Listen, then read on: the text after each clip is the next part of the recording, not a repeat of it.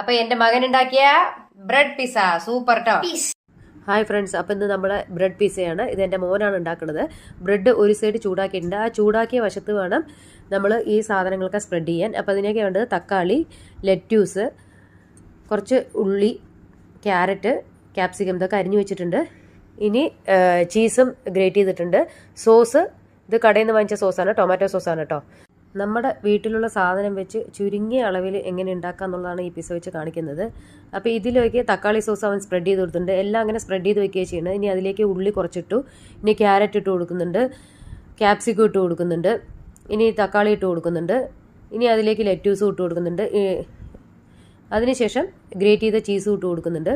ഇനി അതിലോട്ട് ഓർഗാനോ ഇട്ട് കൊടുക്കുകയാണ് ചെയ്യുന്നത്. ഇനി ഗ്യാസ് ഹൈ ഫ്ലെയിമിൽ വെച്ച ശേഷം ഒന്ന് ചൂടാക്കി ബട്ടർ ഒഴിച്ച ശേഷം ഇത് വെച്ച് കൊടുക്കുകയാണ്. പിന്നെ സ്ലോ ഫ്ലെയിമിലിട്ട് 2 മിനിറ്റ് അടച്ചു വെച്ച് കുക്ക് ചെയ്യാം. ആയിക്കഴിഞ്ഞു കേട്ടോ. അടുത്ത റെസിപ്പി ആയിട്ട് വീണ്ടും കാണാം. ബൈ.